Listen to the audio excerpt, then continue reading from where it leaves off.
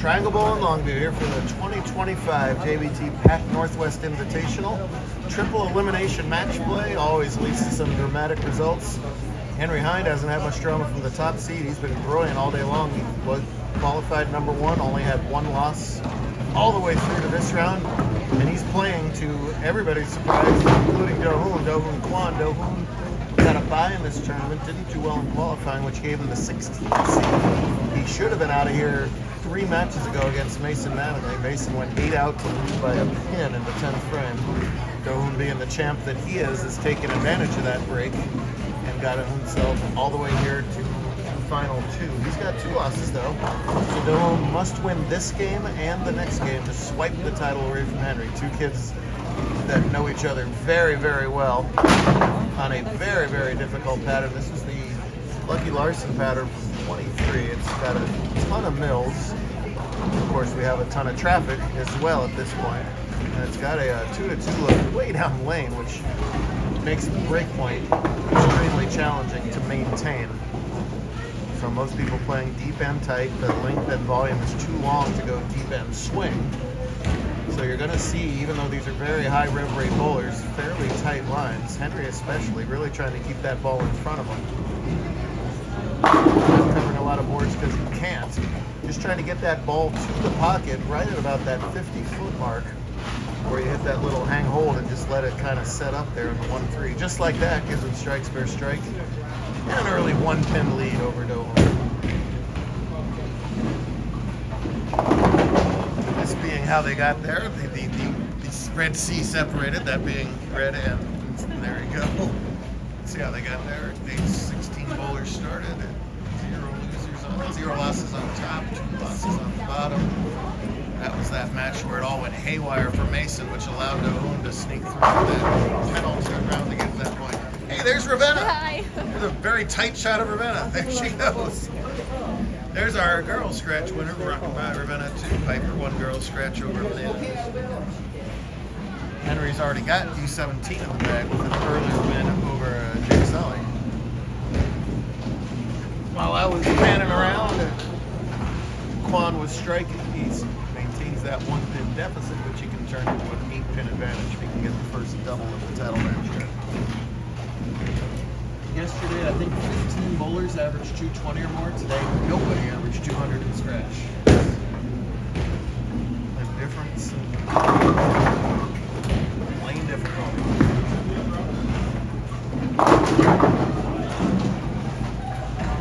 See, that ball just wiggles there in the last couple of feet. Yesterday, that would have nosedived to the left and shredded that rack.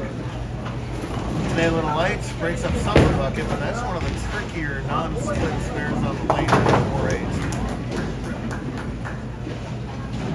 If you guard too much against the chop, you slide by it. But when they pure 2-hander, he never puts his thumb in the ball. He does switch to plastic for this, which is the right idea. Obviously, an excellent spare shooter to have the resume that he does.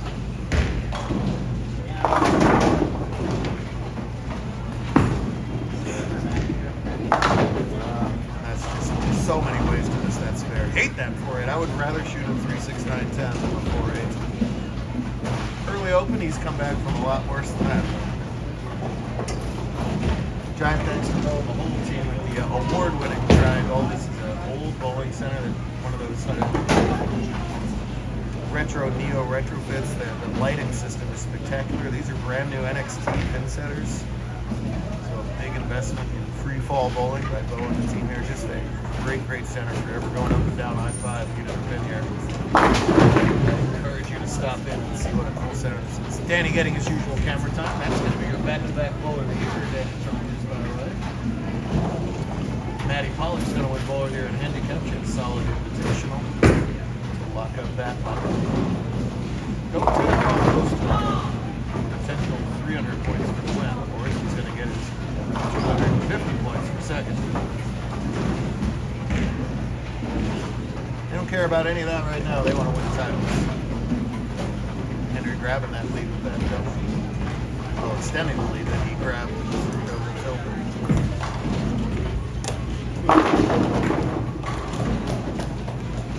You would think that all the story up here in the Northwest would be about Henry's talent, because he's got oodles of that, but it's about his hair or lack thereof.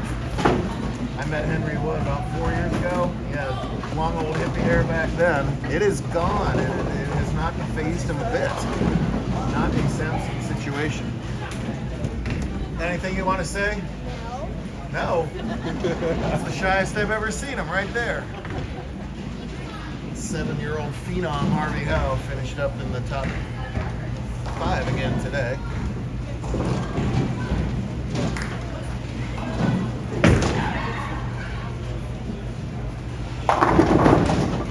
Working off that open. Boy, you just see how tricky it is at the break point, where just at the point where your ball's, air quotes, supposed to settle in the pocket. If you grab it a hair, you do that. You miss it just a pinch at the bottom, you end up 480 like you did in the last frame. Very challenging pattern.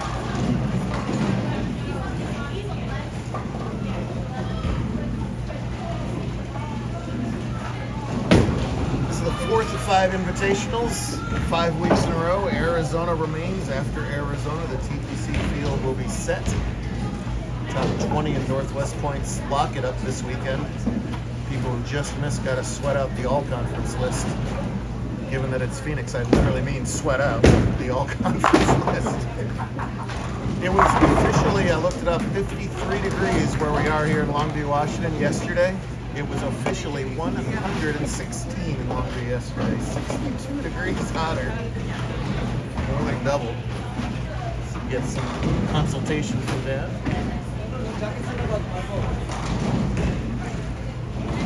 Dad was very upset that I put him on lane 29 for the last match, because that's where he bombed out in yesterday's title match. Got past Silas Topman, who had his high finish of the season in 3rd place, while this guy keeps rolling in invitationals. This is the 4th invitational row he qualified for. It's the 3rd cut he's made, and the 3rd top 4 that he's made, right? Yeah, so he's dominated the invitational season so far, isn't he?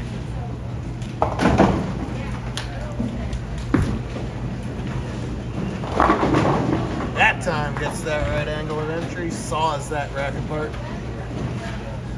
Still right in this match, but Henry can start to put a hammer lock on this tournament.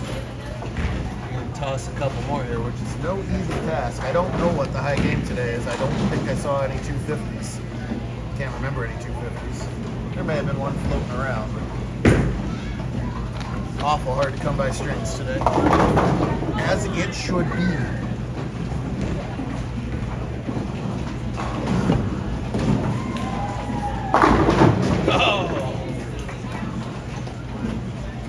Catch a break like that, that's what creates strings. Instead of double 4-pin double, it's 4-bagger. Big lead. I really think you're Henry, see this in these 7-game NHL and NBA series. You got to put the contender away in Game 6, right? You don't want to take it to Game 7 into OKC tonight. The last thing you want to do is give Doan a little momentum and one last chance at it.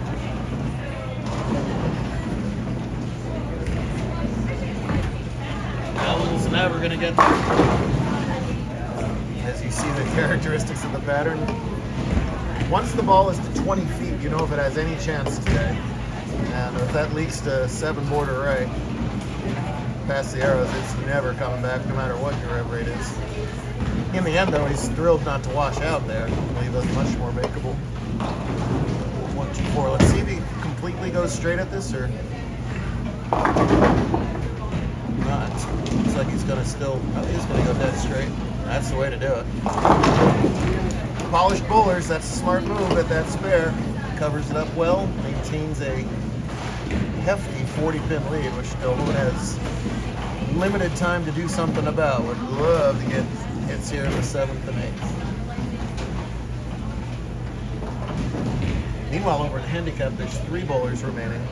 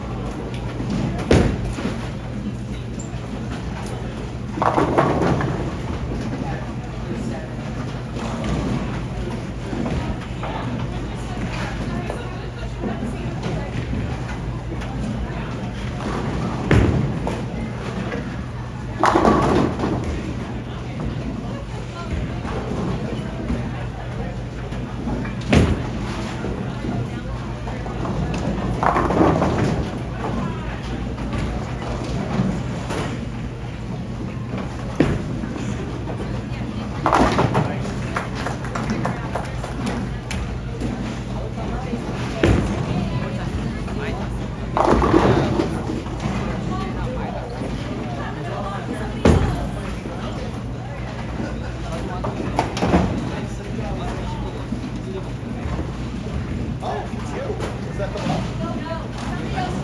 After all that fuss, go buy her a beer right now. I didn't say what kind of beer. Had to go take care of some stuff there. Meanwhile, Quan was not able to double, but he did get the spare. He's still got room for 217 on the scoreboard. You see Henry pacing 227. Marks are no gimme in any scenario here, so the situation is bleaker, but certainly not done and done for Dover.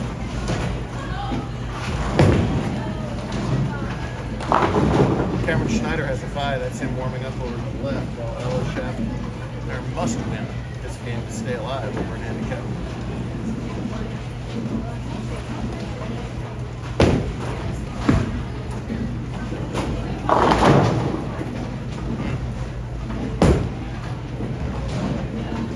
The left-hand lane, which is 29, killed Dover yesterday. It's not letting him play catch-up right now either. Not a whole lot of love on either of the lanes. Covered up, he's got room for 204.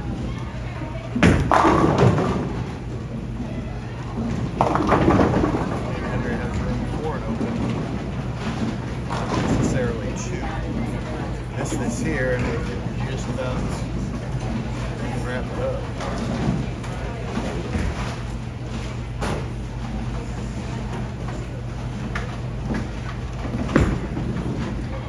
Learned something off the 4.8, and he did. That's a nice conversion there. Had that 300 game yesterday along with Nicholas Harnett.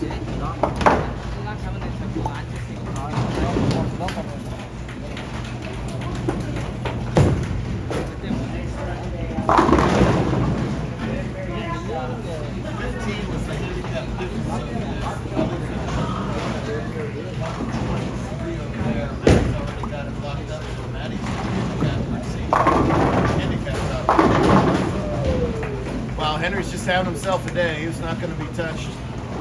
The only loss that Henry had all day today was to Nathan. Nathan says, "Take that, give me the plaque." What was the secret to beating Henry today? You're the only one who did it. All right, good talk. Never hurts. Good idea. There you go. Well, yesterday let's get Henry's ninth here.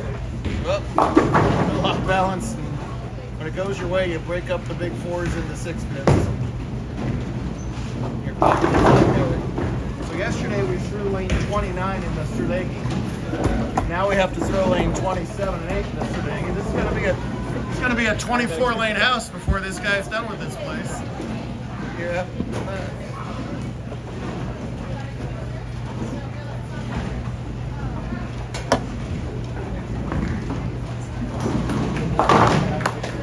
It's a good feeling for 9 as he's going to take away. Maddie, you beat Ella. You beat almost everybody. You got 1 loss.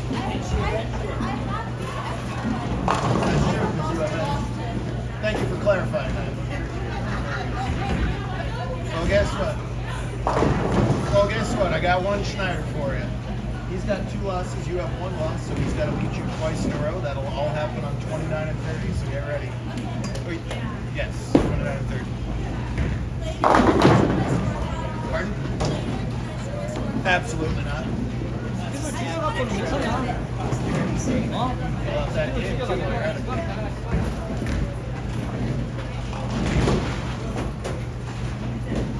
well, listen, as I said earlier, no one could have been out of here an hour ago if Mason made a spare, so he made pretty much all you're going to get out of that. You won to see Dominic.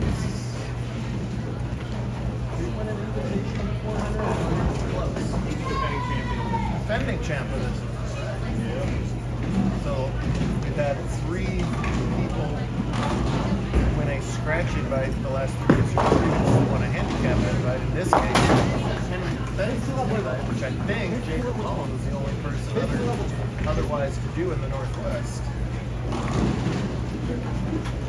Some of these air quote vets, these guys still got a lot of years left.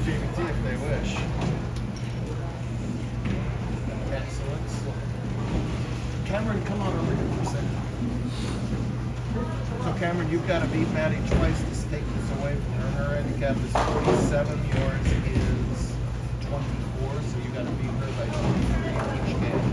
She's the higher seed, so in this game coming up right now in 29 and 30, it's your choice of letters. This match is over, so go ahead and hit the next game if you're ready to start. Go for it.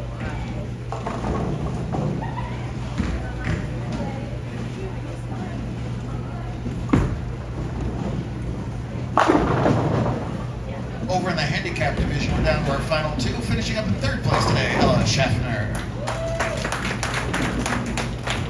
Same situation that we have in scratch now. Maddie's got one loss, Cameron has two, so Cameron must win this game and the next to swipe the title away. The handicap difference is 23. Cameron has to win each game by 23 to tie, 24 to win. Maddie's the higher seed. Looks like she's chosen her letters, and off you go.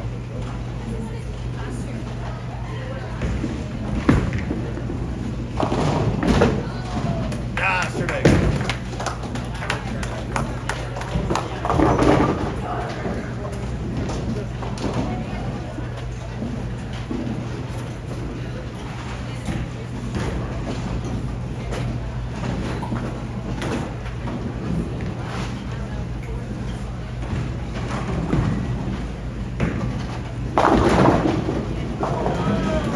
When it's your day, it continues to be your day. So 10 inches of hair still is effective.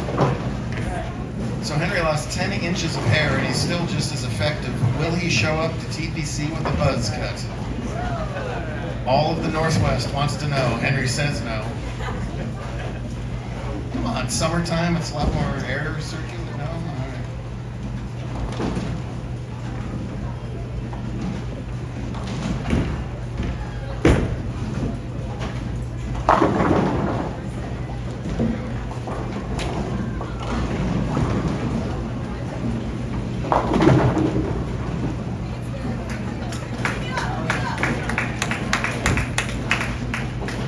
$5 if you make it, Henry.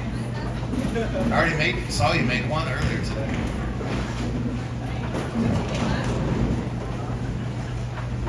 Just leave it down, eyes light up. Oh, yeah. Oh! Easy to pull. I like that.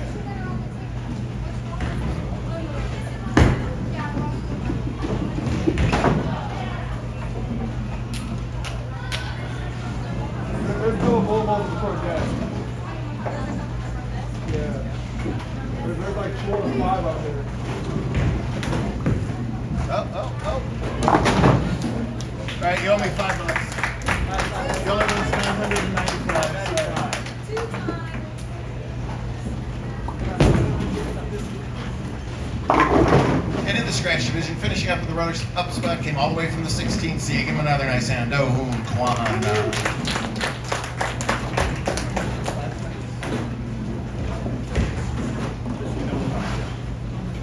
And your Northwest Invitational champion defends his title from last year. That's super hard to do, and captures the 5th title of his JBT career, a $995 first place prize. Henry Hind. Stick around and cheer on Maddie and Cameron if you can.